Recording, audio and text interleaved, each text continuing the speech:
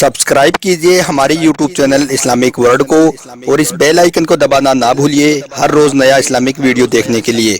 शुक्रिया। दोस्तों, आज हम आपको एक ऐसे शोहर का सच्चा वाकया बताने वाले हैं जो अपनी बीवी के सामने सालों तक अंधा होने का ढोंग करता रहा। अब आप ही सोचिए कि जब किसी औरत का शोहर अंधा होगा तो उसकी बीवी उसके सामने क्या नहीं करेगी। वो हर वो काम करेगी जो उसको अपने शोहर के सामने नहीं करना चाहिए। इसलिए आज का यह वीडियो आप सभी के लिए बहुत खास है। आप इसको आखिर तक जरूर देखें। यकीनन आप इस वाकये को सुनकर हैरान रह जाओगी और आप कुछ सोचने पर मजबूर हो जाओगी। और अगर आपको हमारा यह वीडियो जरा भी अच्छा लगे तो आप इसे दिल से एक लाइक जरूर कर दें और मेहरबानी करके इसे शेयर भी कर दें ताकि और भी लोगों के पास में यह वीडियो पहुंच जाए। तो चलिए दोस्तों, शुरू करते हैं। दोस्तों, इस दुनिया में हर इंसान के लिए प्यार का मतलब अलग होता है। सबकी अपनी अपनी सोच होती है, लेकिन प्यार का असल मतलब क्या होता है इसको जानना हम सबके लिए बहुत जरूरी है।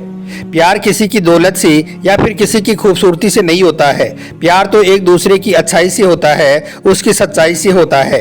याद रखें, कभी भी किसी इंसान की शक्ल और सूरत पर नहीं मरना चाहिए, क्योंकि कुछ वक्त के बाद में यह शक्ल और सूरत तो किसी काम की नहीं होती है। प्यार किसी की सीरत से करना चाहिए।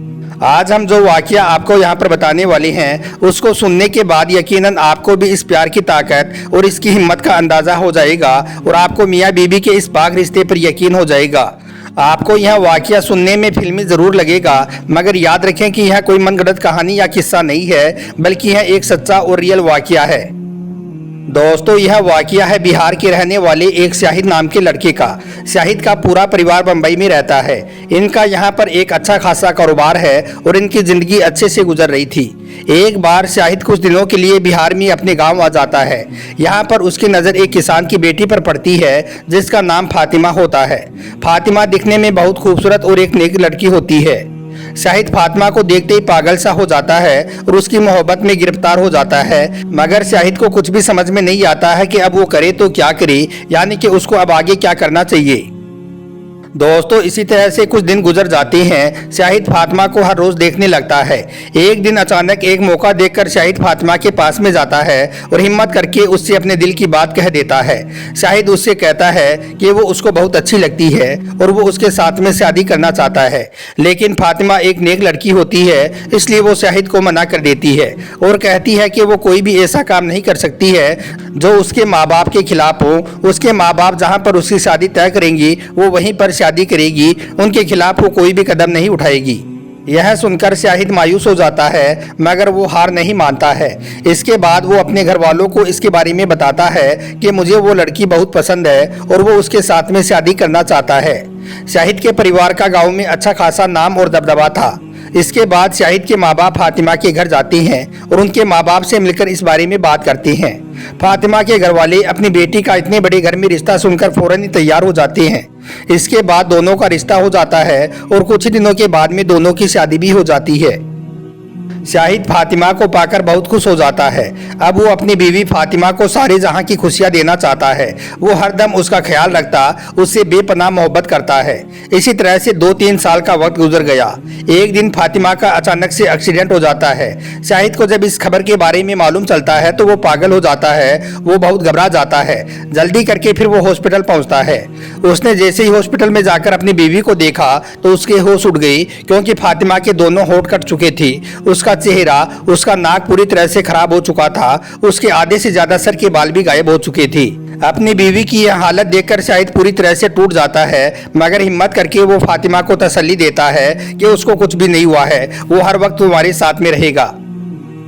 इसके बाद वक्त बीतता चला जाता है। अब फातिमा के मन में यह बात आने लगती है कि अब मेरा चेहरा खराब हो गया है। अब मैं एक 90 साल की औरत जैसे दिखने लगी हूँ। अब अगर मुझको मेरा शौहर छोड़ देगा तो फिर मेरा क्या होगा। बस यही बातें सोच सोचकर फातिमा और भी ज्यादा परेशान रहने लग जाती है। इतने में एक दिन खबर आती है कि शाहिद का भी एक्सीडेंट हो गया। यह सुनकर फातिमा के पैरों तले से जमीन खिसक जाती है। वो भागी भागी हॉस्पिटल में पहुंचती है।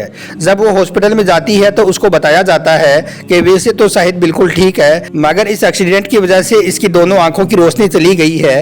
अब यह कभी देख नहीं पाएगा।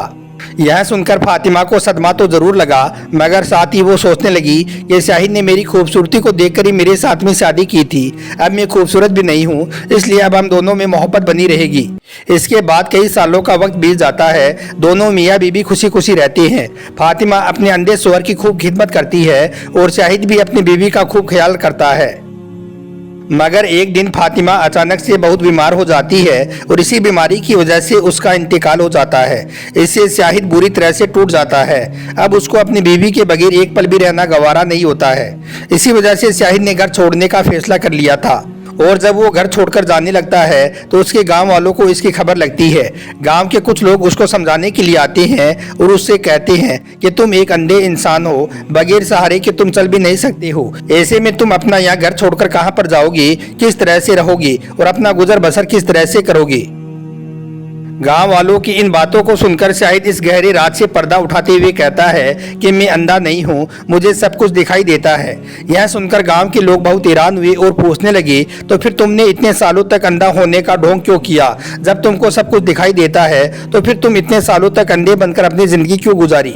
तो इस पर शाहिद ने गाँव के लोगों को बताया कि मेरा एक्सीडेंट तो जरूर हुआ था, लेकिन मैंने मेरी आंखों को कभी नहीं खोया था। मैंने अपनी बीवी के सामने यह झूठ इसलिए बोला क्योंकि मेरी बीवी मेरी आंखों की वजह से परेशान रहती थी। मेरी बीवी अपनी खूबसूरती को लेकर बहुत परेशान थी। उसको लग रहा था कि उसका चेहरा बिगड़ गया है, इसलिए शायद मेरी मोहब्बत में कमी आ गई है। वो मुझसे आंख मिलाकर बात भी नहीं कर पा रही थी, इसलिए मैंने अपनी बीवी की इस परेशानी को देखते हुए अंधा बनकर जीने का फैसला किया ताकि मेरी बीवी हमेशा खुश रह सके।